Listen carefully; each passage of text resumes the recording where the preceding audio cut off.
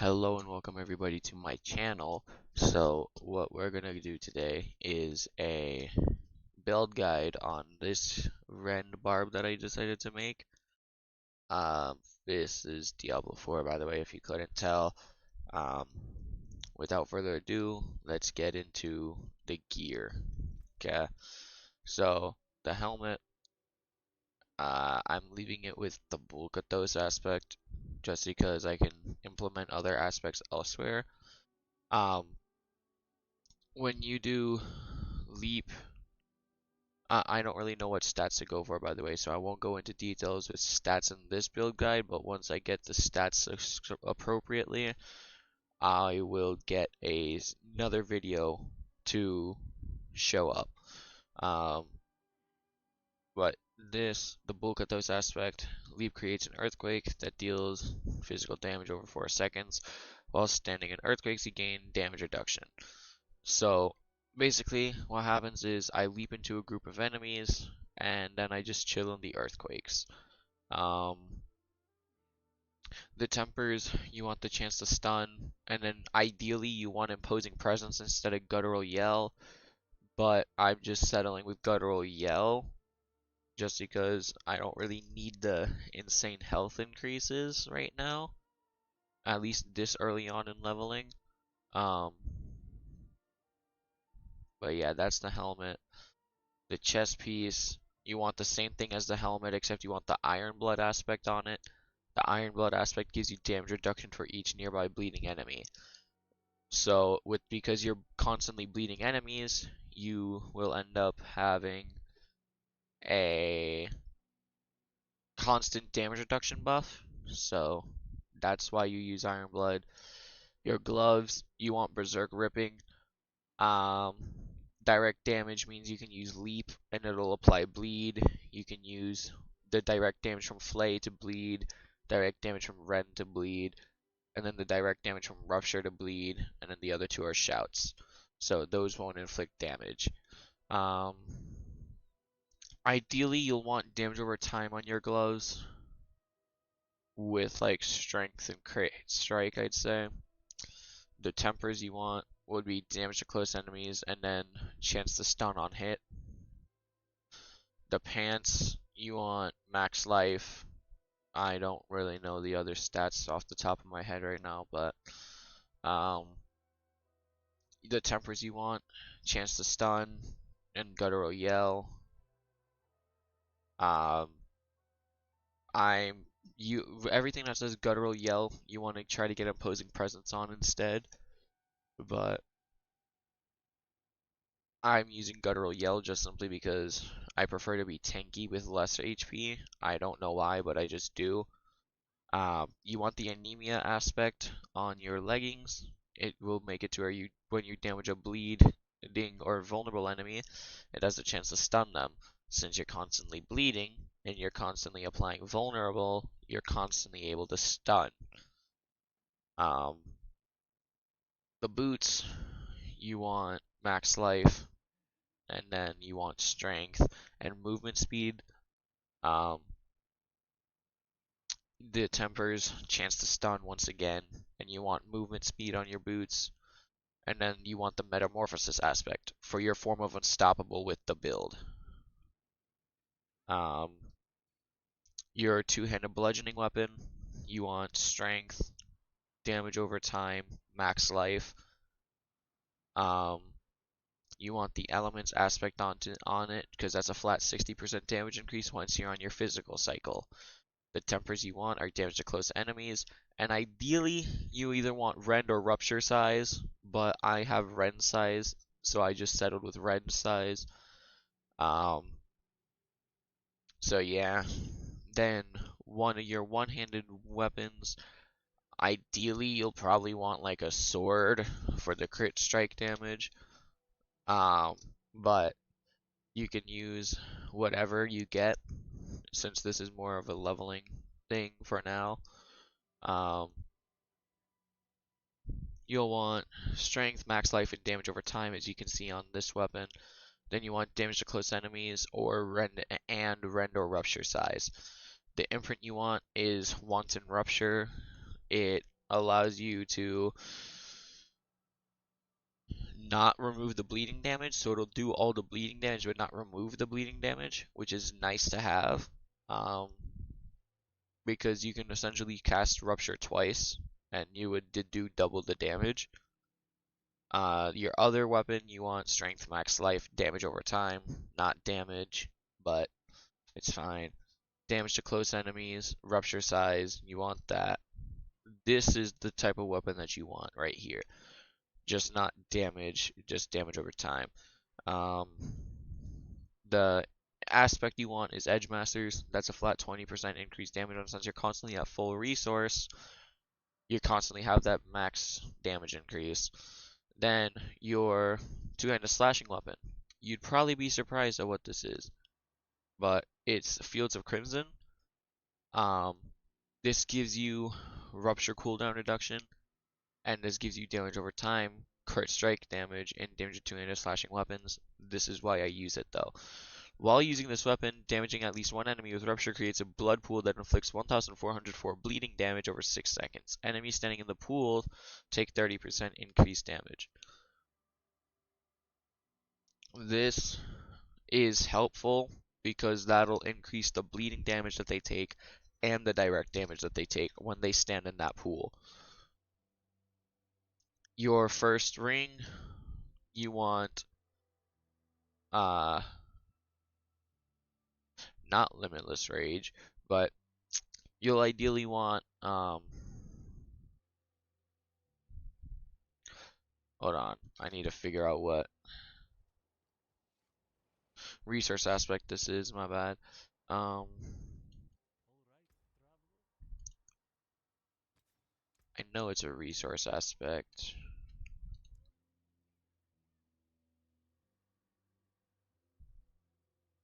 Oh, you want vocalized empowerment. Vocalized empowerment, that'll be another form of fury generation. Um, so yeah, on the ring, you essentially want strength, max life, and damage over time if you can get it. You want rupture, cooldown reduction, and damage to close enemies as your tempers, and then you want vocalized empowerment as your um aspect, which will give you 10 primary resource per second while active. Your next one, you want Retribution with max life, damage over time, and strength. You want Weapon Mastery cooldown reduction on it, or Rupture cooldown, whichever one you prefer. And then you want damage to close enemies. And Retribution, what it does is it deals increased damage to stun or knock down enemies, and that's the main premise of what you use it for. However, distant enemies do have a 10% chance to be stunned for 2 seconds when they hit you. Um, that is why you use the Retribution, just for the damage to stun enemies. And then your amulet, you want Skullbreaker's Choker. Um, you want to stun the bleeding enemy, and it'll deal even more bleeding damage to them. You want movement speed, cut to the bone, ranks, and ideally you'd probably want cooldown reduction on it. Um, you want your tempers to be rupture cooldown reduction and damage to close enemies. And that's the items. The expertise, I don't have that set up right now, but you'll want two-handed axe expertise as your technique. Um, the abilities will do flay with battle flay to where when flay deals direct damage to an enemy, they take 10% increased bleeding damage from you. Then you want rend maxed out. This way you can get violent rend to where it deals increased damage to vulnerable enemies. Then you want 3 into imposing presence for the health, 3 into martial vigor for the damage reduction against elites. Then you want enhanced challenging shout so you can gain more health and damage reduction. You want 2 into swiftness because you had to put the point elsewhere to get this. Well, we'll get to explaining that in a little bit. Booming voice, level rank 3. Then you want raid leader rank 3, and you want Guttural Yell rank 3. Um, Raid Leader just increases the duration of your health increase from Challenging Shout. Raid Leader heals you while Challenging Shout is active and Warcry is active. Guttural Yell will make it to where when you cast Challenging Shout and Warcry, you'll end up getting them to deal less damage. You want to use Mighty Warcry for the fortification. The fortification is key in this build because you do get damage reduction for it. You want 3 into aggressive resistance, 3 into battle fervor. Aggressive resistance gives you damage reduction while berserking. Battle fervor allows you to gain berserking with this build. So when you hit an enemy with leap, you'll end up getting berserking, which will give you the damage reduction that you need. And you want power leap, this way you can gain fury when you hit something with leap. You want Pit Fighter rank 3. This way you can get the increased damage to close enemies and the 6% distant damage reduction. Ideally, it's just for the damage increase. You want 1 into Slaying Strike, just so you can get to expose vulnerability. And then when you deal direct damage with the Weapon Mastery skill, it causes your next core skill to make enemies vulnerable for a second. This is key for the build because you can go ahead and use Rend after Rupture and it'll vulnerabilize everything. On top of the vulnerabilization from Enhanced Flay. You want 1 point into Rupture, and then you want Fighter's Rupture. This way you can have life sustain. You can use Warrior's Rupture if you prefer attack speed, but ideally you want Fighter's Rupture. You want 1 point into Hamstring. This way you can do crowd control. And then you want Cut to the Bone. This way you can deal more damage to vulnerable enemies with bleeding. You want 1 point into Thick Skin, which allows you to take direct damage and you gain Fortify. Allows you to gain Fortify when you take direct damage. Counter offensive, well, you have Fortify for over half your life. You deal X amount of increased damage. You want that at rank 3. You want nothing in the ultimate skill tree, because nothing here is really helpful, except for if you can figure out how to implement points into heavy-handed, you can use heavy-handed. The key passive you want is Gushing Wounds. That'll make it to where it makes more bleeding right there. For the Paragon, this is the first tree. Ideally, you want to try to go over to here, get the max life from here, and you want the physical damage from here. Then you want to grab as much strength nodes as it can without grabbing every strength node in this. So you can use Might, which will give you increased damage while wielding two-handed weapons. Then you get physical damage increase here. Iron Strength, which gives you armor. And then you go up here. You want to grab this rare node, and it's this rotation for Hemorrhage. I'm pretty sure it's the first rotation that you start with anyways. You want to walk over here. Not walk over here. You want to put your points over here. Go up over here. Grab this node. Grab every blue node surrounding it. And then you want to grab up here. Grab the legendary node. And then you want to put your points up to here. Get your flare. That'll give you more bleed damage and physical damage over time. So it's going to give you more bleeding damage overall.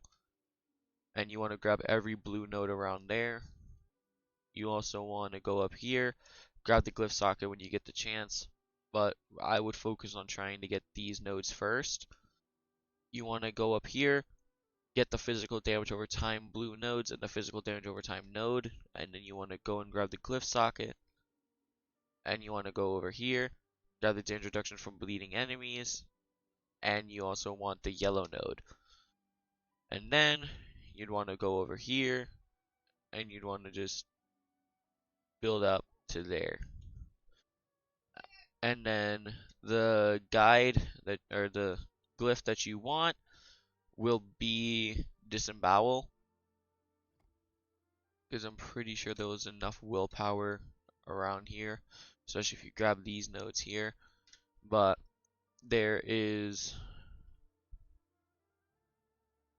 many glyphs that you could technically use here. I mean,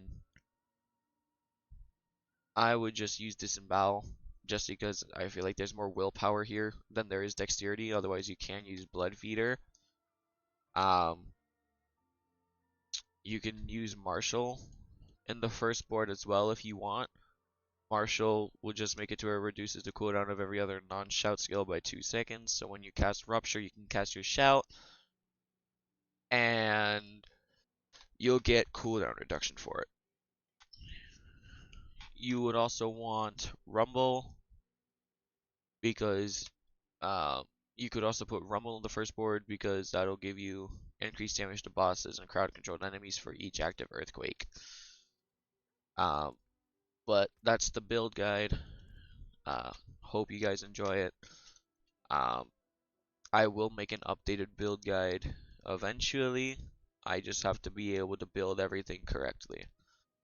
So, see you guys later.